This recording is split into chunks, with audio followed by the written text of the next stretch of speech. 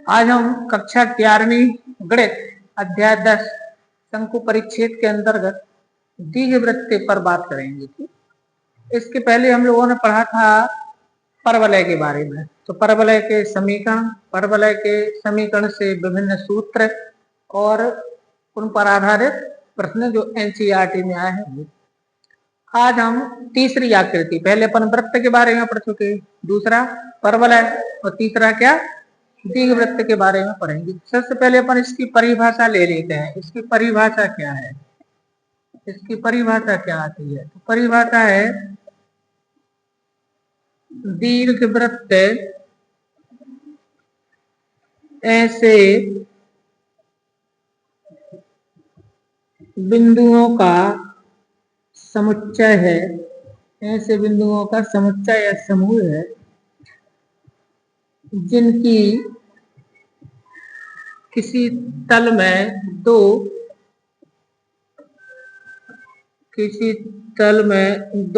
स्थिर बिंदुओं से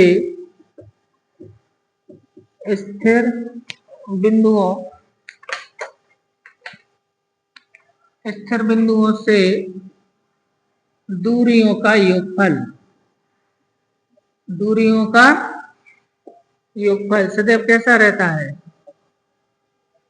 सदैव नियत रहता है या अचर रहता है। सदैव कैसा रहता है बच्चों? नियत रहता है। ये इसकी परिभाषा बनती है ना। क्या बनी परिभाषा? दीर्घवृत्त ऐसे बिंदुओं का समुच्चय है जिनकी किसी तल में दो स्थिर बिंदुओं से दूरियों का योगफल सदैव कैसा होता है? अचर होता है। स्थिर बिंदुओं को दीर्घवृत्त की नाभियां कहते हैं। ये भी लिख रहा है, स्थिर बिंदुओं को क्या कहते हैं? दीर्घवृत्त की नाभियां कहते हैं। नाभियां आपको याद है, नाभियां केपलर के नियम में आया है ना। केपलर का नियम अभी अध्याय जो चल रहा है फिजिक्स में, उसमें आपको पढ़ाया था कि प्रत्येक ग्रह सूर्य के चारों ओर दीर्घवृत्तीय कक्षा में परिक्रमा करता है और किसी एक नाभि पर क्या होता है? सूर्य। तो ऐसा क्यों बोला किसी एक नाभि पर? क्योंकि कितनी होती है? दो ऐसे बिंदुओं का बिंदु जिनकी दो स्थिर बिंदु लिखा है ना, तो दो स्थिर बिंदुओं को क्या बोलते हैं? नाभियां। तो कितनी नाभियां होती हैं दीर्घवृत्त की? दो नाभियां होती हैं, ठीक है ना। इसलिए ये चीज यहाँ पर निकल करके आ जाती है, ठीक। अब अगर हम इसकी अर्थात मतलब ऐसा मान लीजिए कि जो दूरियां हैं, पहले चित्र बना कर आप समझेंगे इसको। देखो ये मैंने दीर्घवृत्त के चित्र बनाए। ये आपका क्षैतिज दीर्घवृत्त है और ये क्या कहते हैं? ऊर्ध्वाधर दीर्घवृत्त है। दो टाइप का हो जाएगा। एक कैसा हो जाएगा? क्षैतिज, और दूसरा ऊर्ध्वाधर दीर्घवृत्त। अब ये है इसकी नाभियां, मैं आपको बता दूं बना करके। ये क्या है इसकी नाभियां? मतलब दो स्थिर बिंदु, समझ गया ना।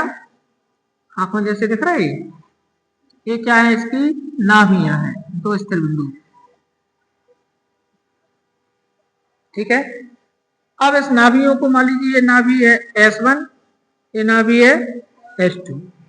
ये वाली को मैं नाम दे दिया S1, ये वाली को नाम दे दिया मैंने S2। क्लियर है ना बात? S1 और S2। अब ये नाभियों को अगर मैं मिला दूं, मैं, ठीक है ना। नाभियों को मैंने क्या कर दिया? मिला दिया। तो नाभियों को मिलाने से जो इसका रेखाखंड बना S1 S2 बना, तो S1 S2 का जो मध्य बिंदु होता है ये, इसको बोलते हैं दीर्घवृत्त का केंद्र। क्या बोलते हैं? केंद्र। तो आपसे अगर कोई पूछे कि दीर्घवृत्त का केंद्र किसे कहते हैं, तो किसको कहोगे बताओ? नाभियों के को मिलाने वाले रेखाखंड का मध्य बिंदु, नाभियों को मिलाने वाले रेखाखंड का मध्य बिंदु। बात सुनते जाना आप, है ना। नाभियों को मिलाने वाले रेखाखंड का मध्य बिंदु ये कहलाता है केंद्र या सेंटर, ठीक है ना। सेंटर हो गया। क्लियर है? क्लियर है सबको? अब इन दो नाभियों को मिलाने वाला रेखाखंड जो इस सिरे से लेकर उस सिरे तक जाता है, ये देख रहा है आपको ये वाला, मैं इसको नाम दे देता हूं ए डैश। क्या नाम दे देता हूं? ए डैश। ध्यान देना आप लोग, ए डैश। ठीक है ना। कहां से आया ए डैश, दोनों नाभियों को मिलाते हुए जो रेखाखंड बनाया मैंने, अंदर अंदर मिला रहा है पूरा, इसको ए और एक और खींचो बड़ा वाला, वो कहां से खींचना है, इस पर, ये जो अक्ष बनी इस पर क्या होगा, ये लंब होगा, इस पर बिल्कुल लंब बनाना है और एक सिरे से दूसरे सिरे तक जाना है। इन दोनों में बड़ा कौन है, छोटे कौन है, इसको मैं नाम दे दिया बी डैश। तो बताओ बी डैश बड़ी है कि ए डैश, तो ए डैश को बोलेंगे दीर्घ अक्ष। क्या बोलेंगे इसको, इसको दीर्घ अक्ष बोलते हैं। क्या बोलते हैं जल्दी बताओ, दीर्घ अक्ष क्या बोलते हैं, और इसको बोलते हैं लघु अक्ष, इसको क्या बोलेंगे, लघु अक्ष। बात समझ में आ रही सभी की, इसको क्या बोलेंगे, दीर्घ अक्ष, इसको क्या बोलेंगे, दीर्घ अक्ष। कौन सी, दोनों नाभियों को मिलाने वाला रेखाखंड या दोनों नाभियों को मिलाने वाली जीवा, ये क्या कहलाएगी, उसकी दीर्घ अक्ष।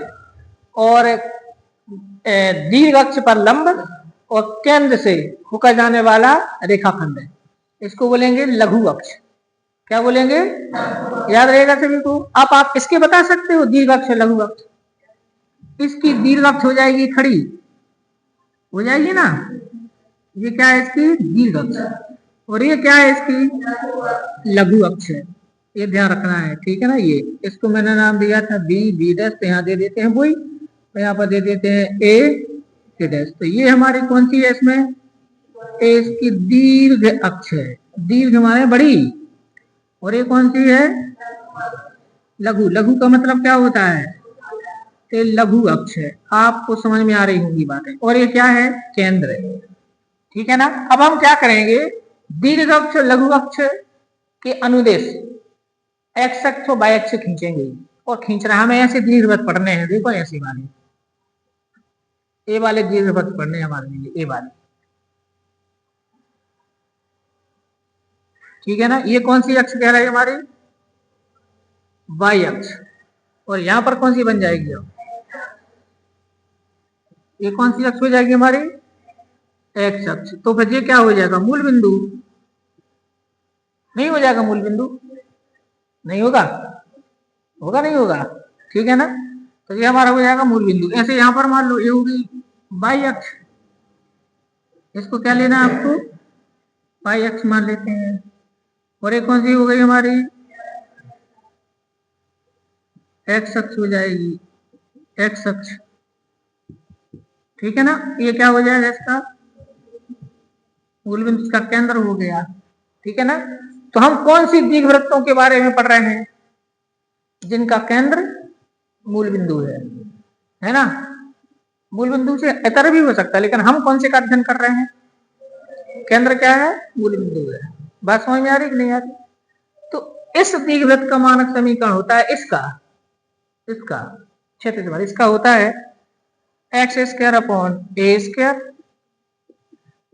Plus y square upon b square equal to 1। इसका ये होता है, क्या होता है इसका, x square upon a square plus y square upon b square equal to, याद रहेगा। अब सुनो, यहां पर यहां से यहां तक ये जो लंबाई होती है 2a, कितनी होती है, तो यहां से यहां तक जो है ये वाली लंबाई है, ये वाली a के बराबर है, a के बराबर, इसको बोलेंगे अपन अर्ध दीर्घ अक्ष। क्या बोलेंगे, तो इसके निर्देशांक आ जाएंगे हमारे, इसके निर्देशांक आ जाएंगे a0, क्या आ जाएंगे, और इसके निर्देशांक आ जाएंगे -a0, ध्यान देना। तो अब आपको नया सूत्र मिल गया, दीर्घ अक्ष की दोनों सिरों के निर्देशांक क्या होते हैं, a0 0a, कौन से, इस वाले की।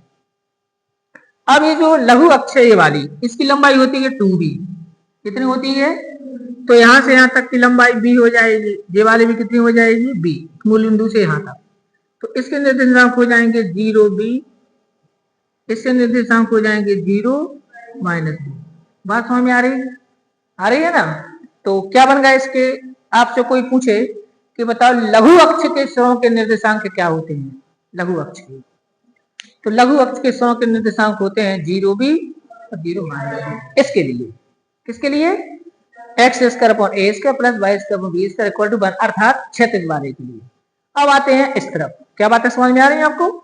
अब आते हैं इस तरफ, इस तरफ ए है दीर्घ अक्ष, तो ए वाला अपना बी था नहीं था, और ये कितना है हमारा ए, तो इसका जो समीकरण है वो होता है x square upon b square plus y square upon a square equal to 1। ठीक है, इसके निर्देशांक होंगे हमारे वही जो थे a0 माइनस a0, 0 भी और 0 माइनस। अब आपसे पूछा जाए कि इस दीर्घवृत्त के लघु अक्ष के स्तरों के निर्देशांक तो दिखाई रहे a0 0 दोनों के एक से होंगे, वो तो नहीं होंगे, लेकिन आप ये कैसे पहचानोगे कि ए वाला है कि ये वाला है? आपको क्या होगा, यहां पर देखो दीर्घ अक्ष कौन सी है 2a, दीर्घ अक्ष है ना बड़ी, और a अर्ध लघु अक्ष, तो a और b में कौन बड़ा होगा? a बड़ा होगा ना, a बड़ा होगा, तो इसमें क्या होगा a वाली वैल्यू बड़ी होगी, a वाली।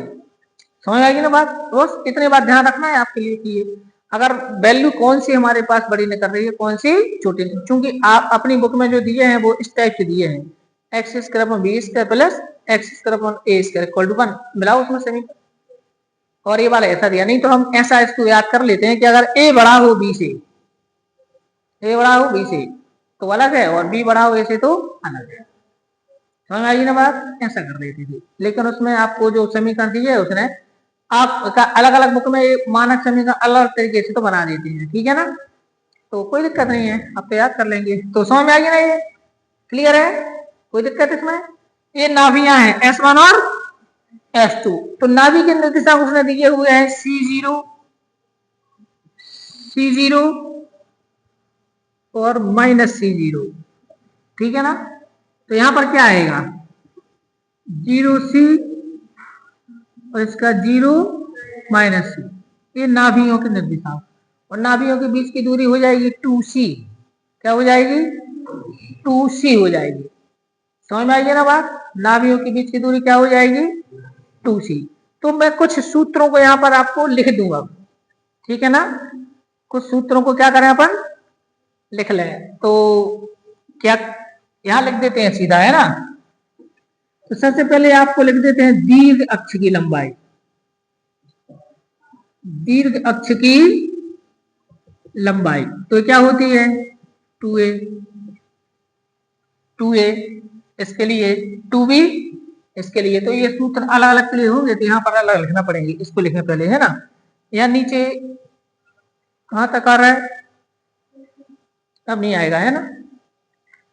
तो अपन एक काम करते हैं, यहाँ पर एक काम करते हैं, यहाँ पर देखो यहाँ दो टुकड़े बना लेते हैं, ध्यान दो, ये कौन सा हो गया हमारा x square upon a square plus y square upon b square equal to 1, और ये कौन सा हो गया upon b square plus y square upon a square equal to 1। अब इसकी दीर्घ अक्ष क्या होती है, इसकी दीर्घ अक्ष की लंबाई होगी 2a, क्लियर है ना, और उसकी क्या हो जाएगी, उसकी क्या हो जाएगी दीर्घ अक्ष की लंबाई 2b हो जाएगी। बात समझ में आ रही, आ रही नहीं आ रही है? अब यहां पर देखो इसकी लघु अक्ष की लंबाई 2b और इसकी लघु अक्ष की लंबाई 2a, ठीक है ना। अब दीर्घ अक्ष के शीर्ष, दीर्घ अक्ष के शीर्ष, ठीक है ना, शीर्ष एक होगा ए होगा क्या a0 और a डैश क्या होगा माइनस a0, चित्र में आपको दिख रहा है ना ये तो। और इसमें बताओ दीर्घ अक्ष के शीर्ष, दीर्घ अक्ष के शीर्ष के निर्देशांक, तो a होगा क्या, पहले होगा b होगा 0b और b डैश क्या होगा जीरो माइनस ये दीर्घ अक्ष है इसकी। अच्छा इसके लघु अक्ष के बताओ, लघु अक्ष के क्या, शीर्ष, ठीक है ना। तो इसमें बी है, वो है ना, बी बी डैश है, तो बी है जीरो बी, तो बी डैश क्या है, जीरो माइनस बी, ये है देखो लघु अक्ष की, ये है लघु माने छोटी, ठीक है। अब यहां पर बताओ लघु अक्ष के शीर्ष क्या हो जाएंगे बच्चों, ए जीरो, बी माइनस ए जीरो, क्लियर है ना। केंद्र क्या होगा बताओ, केंद्र, केंद्र तो इसका भी क्या होगा, जीरो जीरो, इसका भी क्या होगा, इसका भी क्या होगा बताओ, जीरो। अब इसकी नाभियां, नाभियां S1 होगी C0 और S2 होगी माइनस C0, और इसकी नाभियां क्या होंगी बताओ, S1 होगी, S1 होगी क्या 0C, S2 क्या होगी 0 माइनस C, ठीक है ना। इसको आप नोट कर लीजिए चीजें जब तक, है ना। मैं और देखो, और इसमें हमें क्या बताना पड़ेगा, हाँ नाभियों के बीच की दूरी, ठीक है ना, नाभियों के बीच की दूरी,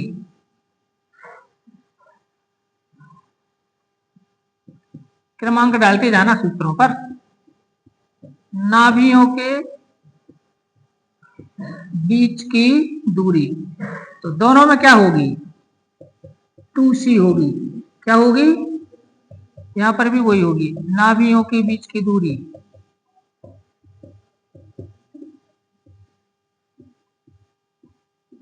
नाभियों के बीच की दूरी 2C कितनी हो जाएगी 2C,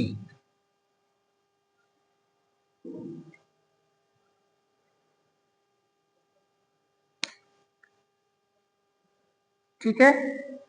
अब इनमें संबंध आता है ए बी और सी में संबंध, ठीक है।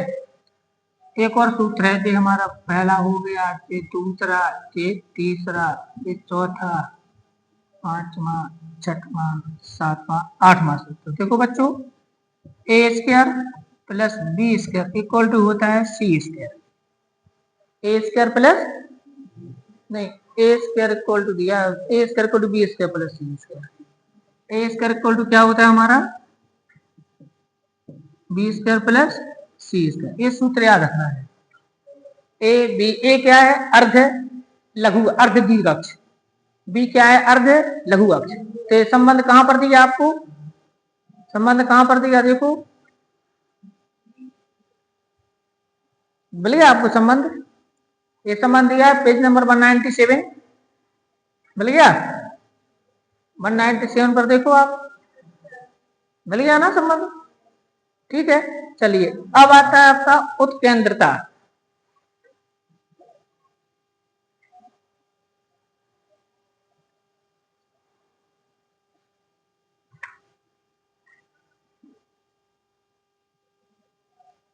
अब हमारे पास की उत्केंद्रता और चाहिए, उत्केंद्रता है ना,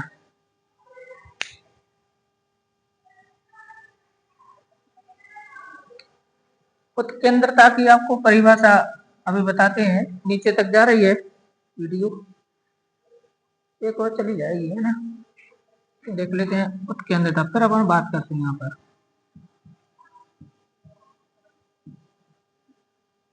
उत्केंद्रता E बराबर होता है ए अपॉन सी है, सी अपॉन ए होगा, उत्केंद्रता E बराबर है वो सी अपॉन ए, दोनों के लिए उत्केंद्रता हो गया हमारा E बराबर सी बटा ए, इसके लिए तो उत्केंद्रता है वो, उत्केंद्रता कहलाती क्या है आपने नोट कर लिया, तो उत्केंद्रता देखो क्या कहलाती है, दीर्घवृत्त की उत्केंद्रता दीर्घवृत्त के केंद्र से नाभि और केंद्र से शीर्ष, केंद्र से नाभि और केंद्र से शीर्ष की दूरियों का अनुपात है। देखो ये कहां से दूरी है, ये है केंद्र से नाभि की दूरी है, और ये क्या है, केंद्र से शीर्ष की दूरी। तो a बटा सी, सॉरी c बटा a, यहाँ पर क्या आया c और यहाँ पर क्या है a। तो केंद्र से नाभि और केंद्र से शीर्ष, तो नाभि है वो c और जे है वो a, c बटा a। बात समझ में आगे नहीं आई? आगे नहीं आई। उसकी उत्केंद्रता क्या होगी कोई भाई? आप उसकी शीर्ष है, ये बताइए दीर्घ अक्ष से इसको को निकालना है, तो क्या आ जाएगी हमारी c अपॉन बी। समझ आएगी ना बात? तो उत्केंद्रता का आपसे कोई परिभाषा पूछे, उत्केंद्रता किसे कहते हैं, तो डेफिनेशन क्या दोगे? केंद्र से नाभि और केंद्र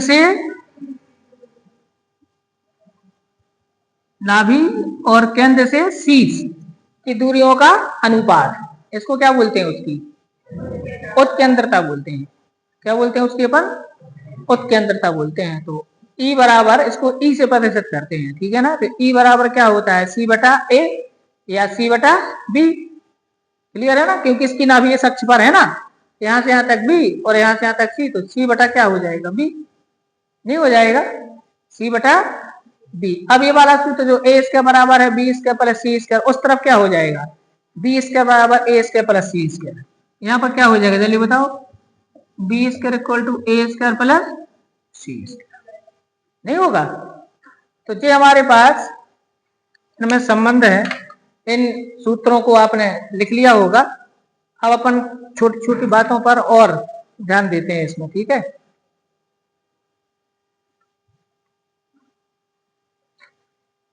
इतना हो गया सभी का नोट?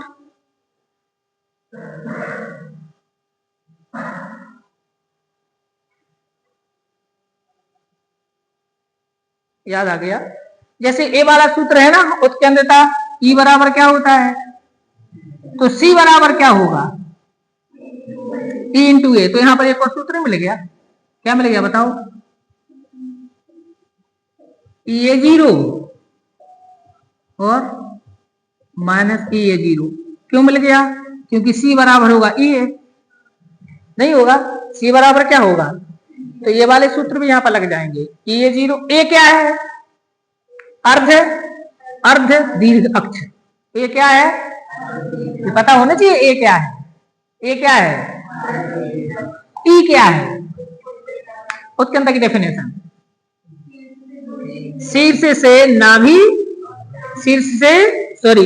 केंद्र से नाभि और केंद्र से क्या अनुपात की दूरियों का अनुपात। ये दिमाग में क्लियर हुआ कि ये कौन सी चीज क्या है?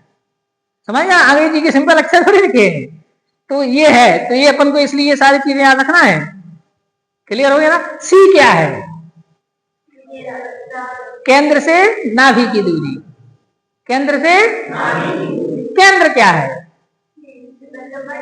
नाभियों को मिलाने वाले रेखाखंड का मध्य बिंदु। ये तो पता होना चाहिए कि अभी स्टार्टिंग में नहीं बताया। केंद्र क्या है, नाभियां क्या है, शीर्ष क्या है, दीर्घ अक्ष क्या है, लघु अक्ष क्या है, शीर्षों के निर्देशांक, शीर्ष कौन से कहलाते हैं, तो उसके निर्देशांक चाहिए अपन को।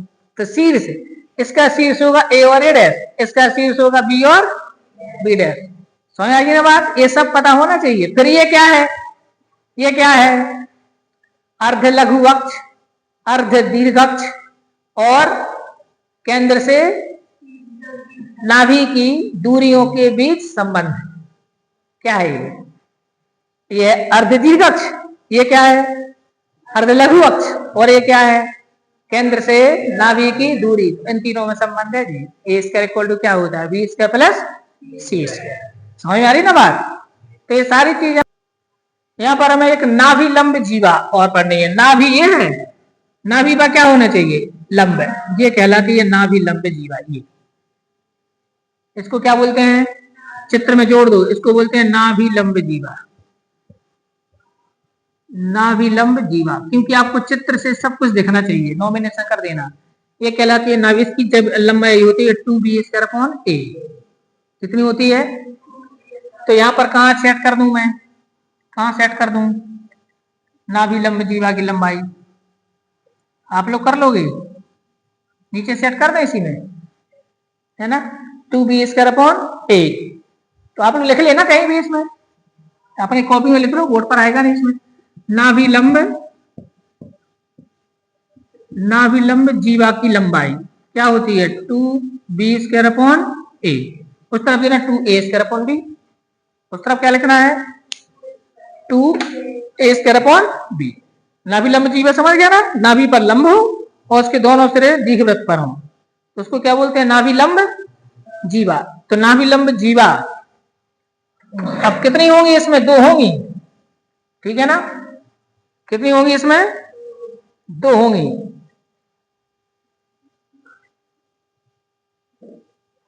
तो इसको भी अपन को ध्यान रखना है, ठीक है ना।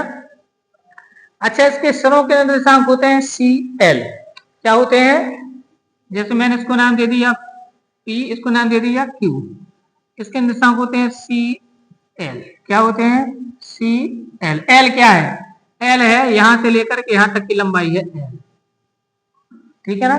इसके निर्देशांक होते हैं CL। क्लियर होगी ना बात, क्या होते हैं निर्देशांक, C, X निर्देशांक C और Y निर्देशांक L। ऐसे यहाँ पर भी हो जाएंगे आपके CL, लेकिन यहाँ पर ध्यान रखना ये कौन सा तथ्यांश है, ये पहला है, दोनों पॉजिटिव, ये वाला जैसे ये चौथा है, तो इसमें X पॉजिटिव, Y कैसा होगा, नेगेटिव। तो जी हमें अपने आप से करना पड़ेगा, CL और C-L। ऐसे यहाँ पर अगर मैं यहाँ पर बनाता, यहाँ पर ले लूं, तो यहाँ पर ये कौन सा है, दूसरा, तो दूसरे में X नेगेटिव है -CL, और यहाँ पर -C-L। इसका क्या होगा अगर मैं बना देता यहाँ पर, तो जगह नहीं बन रही है, तो -CL और नीचे वाला -C-L। तो नाभि लंब जीवा समझ गए। तो ये हुए हमारे सूत्र, क्या हुए इसके सूत्र हुए ये। उदाहरण नंबर 9 में लिखा है आपको x²/25 धन y²/9 बराबर 1 के नाभियों और शीर्षों के निर्देशांक, दीर्घ अक्ष लघु अक्ष की लंबाइयां, उत्केंद्रता और नाभि लंब की जीवा ज्ञात कीजिए। कुल मिला के सबको चाहिए, एक बार एक सवाल समझ लो, सारे बन जाएंगे। तो सबसे पहले अपन लिख लेते हैं x²/25 धन y²/9 बराबर 1। अब आपको देखना है कि ये इससे बड़ा है, x² के नीचे कितना है, 25 किससे बड़ा है, तो पर ये क्षेत्र दीर्घवृत्त है, ठीक है ना। तो यहाँ पर मैं लिख देता हूं कि चूंकि 25 बड़ा है 9, अतः यह है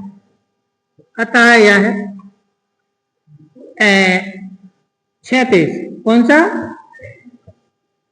36 दीर्घवृत्त है। 36 दीर्घवृत्त का मतलब क्या हुआ,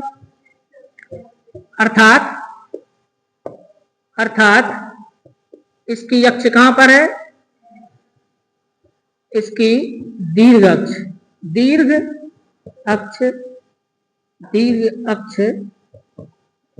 x अक्ष के अनुदेश है, ठीक है ना, या x अक्ष के संपाती है। क्लियर होगी ना बात, यानी ये कौन सा दीर्घवृत्त है, चलिए ठीक है ना। तो इसकी तुलना मुझे किससे करनी है, लिख दो समीकरण 1 की तुलना, मानक समीकरण कौन सा है हमारा, x² प्लस y²/b² = 1 से करने पर, ठीक है ना, कर दो। तो a² बराबर कितना आ जाएगा बताओ, a² बराबर 25 इंप्लाइज दैट a बराबर वर्गमूल 25 यानी कि 5। सुनो, इसमें प्लस माइनस नहीं लगाते हैं क्योंकि ये लंबाई है ना, और लंबाई कभी नेगेटिव नहीं होगी, तो प्लस माइनस नहीं लगाना है। b² बराबर 9 इंप्लाइज दैट b बराबर वर्गमूल 9 यानी कि 3। तो अर्ध दीर्घ अक्ष की लंबाई है वो 5, अर्ध लघु अक्ष की लंबाई है तो 5 दूनी 10, तो दीर्घ अक्ष होगी 10। लेकिन अब पहले निकालो क्या, C। अब आप इस सूत्र लगाओ, चूंकि हम जानते हैं a इसका बराबर क्या होता है, बी स्क्वायर प्लस सी स्क्वायर। क्या हमने लिखा है? Implies that. इसके मान लिख लो और आप पता कर लो। तो चलो मान लिखो यहाँ पर, तो ए स्क्वायर की वैल्यू कितनी हो जाएगी? 25। बी स्क्वायर की वैल्यू 9 प्लस सी स्क्वायर। तो 25 में से 9 घटाओ, 25 minus 9 equal to c square. तो 16 बराबर सी स्क्वायर। तो सी बराबर plus minus 4। Plus minus 4 c में क्यों लिख रहा है? क्योंकि सी इस तरफ भी आएगा और उस तरफ भी आएगा, निर्देशांक लिखेंगे ना। चलो आपको सिर्फ सी बराबर 4 ही लिख देते हैं। तो सी बराबर कितना आ गया? 4। ठीक है, ये आ गया। अब एक एक करके ज्ञात कर लो। सबसे पहले क्या चाहिए? नाभियां।